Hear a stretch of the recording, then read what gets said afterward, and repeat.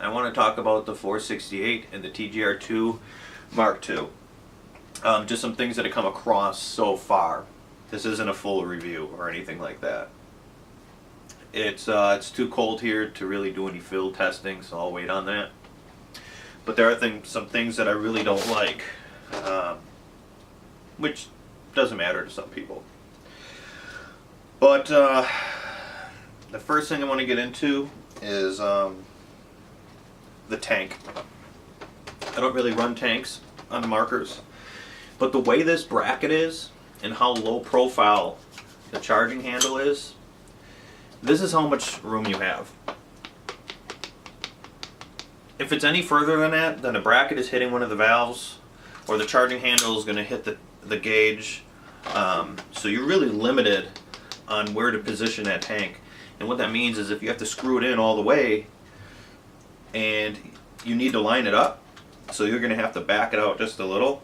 And if you have to back it just enough to where it's not getting air, you can't really use it. I noticed when I had a T68 and now that I have a 468, I noticed the same thing. It's a really short pull, and at the end it's a hard cock to lock it. And if you don't own different markers, you're probably not going to notice it, but I do notice it. It looked like on a video the T15 is a short one too, but I don't know because it's not out at this time. But basically the problem that I have is I don't have enough room to build up momentum. It's like nothing, and then you really got to ram it in the back. And what I'm doing is I'm getting my fingers cut up.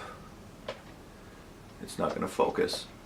I'm getting my fingers cut up on this pin, and if it slips off, I'm getting it on the tank.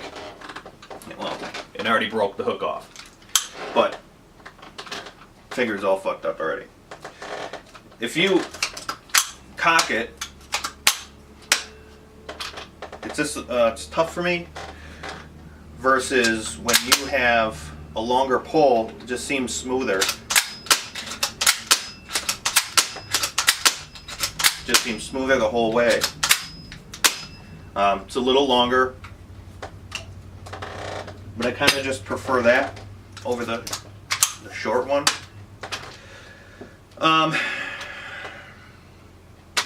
Next thing. I know that you can take the 468 apart while it's gassed up. Just because you can doesn't mean you should. My advice, don't work on any markers with anything gassed up into anything. Just degas it and leave it the hell alone. Okay? A couple things with the TGR2 that I don't like is there is no velocity adjustment, and I'm not sure if something is in the works in the future. You do have to change the springs. I've changed them once and I never really touched them since. It's pretty easy, but it is a big drawback to a lot of players. A lot of people see that as a step back in technology. Let's see here. I know another drawback is the detent system in the TGR2s. It is a spider wire detent, and what people tend to have is a little problem with, double feeding and stuff, and they gotta kind of bend them just a little bit and tweak them just right. But after that's done, it's all good. Barrels. I use a lot of RAP4 Recon barrels, and I have them for all my markers, except the TM7. I have them in my mill SIGs, and I have them in, the Scarabs and the Titmans, of course, and all that other stuff. So I have this collection of all different sizes and tips, and I can't use them on this. This is spider threading. So it's either I get a converter or I get new barrels, and that I don't like. And a lot of people are going to debate that. Well, a lot of people use spider threading. I'm going to say that the Titman A5 X7 threadings are more of your universal threadings. You can debate that all you want, but you go to a field and spit, you're going to hit 10 people that are running A5 threads. The lock bolt that I'm having a problem with, I know people say count your shots, but it kind of defeats the purpose. I noticed on my bolt, it's plastic, but it's starting to warp the top. And I'm pretty sure they probably did it plastic due to lighten the load and get better efficiency and maybe cycle rate of fire. But that is what it is. Alright, another thing people talk about is taking it apart, how easy it is to take apart.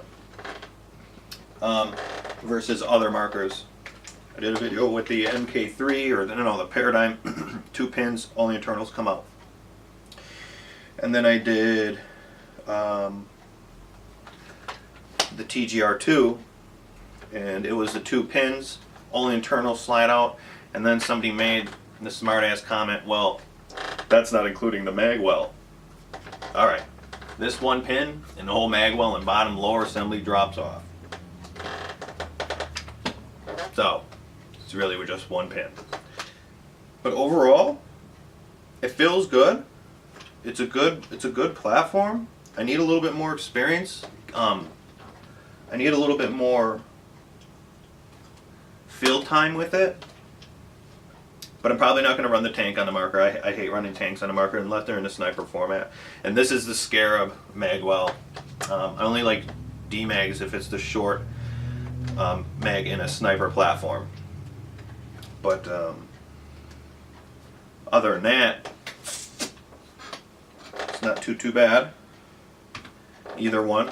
So we'll see. I'll get some time, better weather, and I'll do some field testing.